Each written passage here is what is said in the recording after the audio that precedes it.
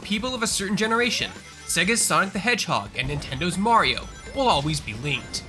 Before there was PlayStation vs. Xbox, the console war waged between Nintendo and Sega, and each had their lovable mascot leading the charge. Sega and Nintendo's console competition has since ended, but even as Sonic and Mario have become friendly to one another, the link between the two is still there. Sonic Superstars from Sega developer Sonic Team and Arzest gave the first impression that it was a step forward for 2D Sonic games, similar to the jump that New Super Mario Bros. Gave to Mario. Does Sonic Superstars combine the best of the blue blur to please classic and modern fans alike? Or does this star burn out too fast? Find out in our review.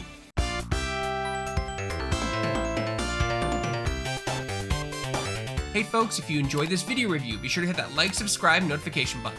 It's 3 small clicks for you, but means the world to us. Let's get started. Sonic Superstars' story is a simple one. The nefarious Dr. Eggman is at it again, this time trying to impose his will on friendly animals of the North Star Islands. Sonic and his friends head over to the new region to explore new zones, collect the Chaos Emeralds, and stop Eggman's latest evil plot. The difference here is that Eggman has recruited a mercenary trapster named Fang, who's more of an obscure character in the Sonic mythos, and his mysterious sidekick Trip to derail the good guys before they can get close to the bad doctor. The formula sticks closely to 2D Sonic's roots, and plays similarly to classic Sega Genesis titles, as well as the most recent Sonic Mania. Each zone has 1 or 2 acts, with stages that extend so far in all directions that it's almost impossible to explore everything in a single playthrough. Exploration can also be affected by a player's chosen character. While it is possible to sprint through the levels as Sonic and bash enemies with his drop dash, it's also possible to fly through stages as Tails, glide across large gaps as Knuckles, or reach higher areas with Amy Rose and her double jump. Stage design ranges from imaginative to typical Sonic scale of frustration, but every new zone takes advantage of Sonic Superstars' dazzling modern visual style. Stages like the Sky Temple, Pinball Carnival, and Cyber Station zones sport some of the most creative gimmicks I've seen in a 2D Sonic game. Beyond looking visually gorgeous, they use some amazing ideas that feed beautifully into Sonic's ongoing desire for breakneck speed. By contrast, there are some ideas that don't work quite so well, like the Press Factory zone's timed bounces and frequent death timers. Overall, there are more hits than misses as far as level design goes, though I still wish that Sega would retire the aggravating underwater sections, which still feel like they're right out of 1991, right down to the stress-inducing countdown music.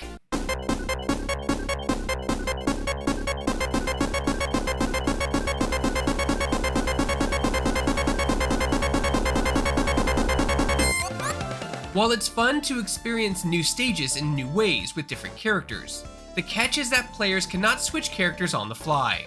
If you're playing as Sonic and you see an entrance to a secret area up ahead, but fall through a crumbling floor, you can't switch to Tails to get yourself back up. You can only switch characters after exiting, at which point you'd have to start the level over. That can be doubly frustrating if you hit a boss fight and determine that another character may be best suited for it, which happened a few times during my story mode playthrough.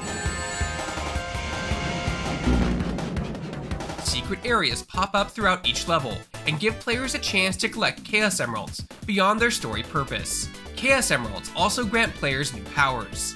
The Avatar power, for example, summons clones to attack all enemies on screen, which can be a big help against bosses. Bullet is a one-way blast that can help characters reach platforms that may be just out of reach. The Chaos Emerald powers are a great addition to the 2D Sonic formula, and can change the way that players approach combat or exploration, the latter of which offers some incentive to go back and try previous stages. All of this is great for the solo Sonic player, but Superstars' other main addition is the ability to bring 3 friends along for the ride. Unfortunately, even 2, much less 4, can be a crowd. To understand why Sonic Superstars local co-op doesn't work so well, one has to think about what makes 2D Sonic fun to begin with. Sonic is at his best when players can move faster than a speeding bullet. The joy comes in seeing the amazing scenery zoom by in a blink of an eye as Sonic goes all around the screen, through loop-de-loops, and catching big air just through his unstoppable momentum. A lot of the speed-driven formula of a 2D Sonic game gets lost when adding in local co-op. It's possible for a player to still dash on ahead, blaze through half the stage in a matter of seconds, and use their momentum to reach higher and farther areas. Unfortunately, at that point, The other players are set to the side and have to wait to respawn themselves.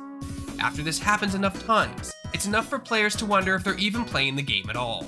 2 to 4 players sharing a single screen works with a game like Mario because it's an entirely different platforming formula. It's one that's more dependent on moving one action at a time. Sonic Superstars wants all 4 players to share a screen and move along at the same pace. But unless everyone is on the same page about moving faster than the speed of light, at some point, it stops feeling like Sonic. It's great to play with friends. I love playing with friends. But I've learned from Sonic Superstars that not every game is meant to be shared with someone. It's worth noting that this isn't the only way to experience Sonic Superstars with others. There's a battle mode built for 4 local players or 8 online users.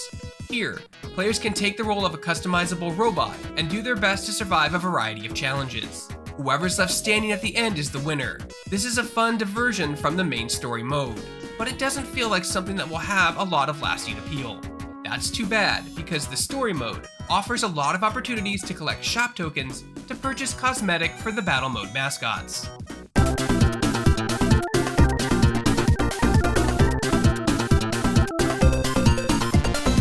Sonic Superstars falters in a few places, mostly when playing with friends. However, putting aside the co-op woes, and looking at this as a solo 2D Sonic title, this is one of the best entries in the franchise.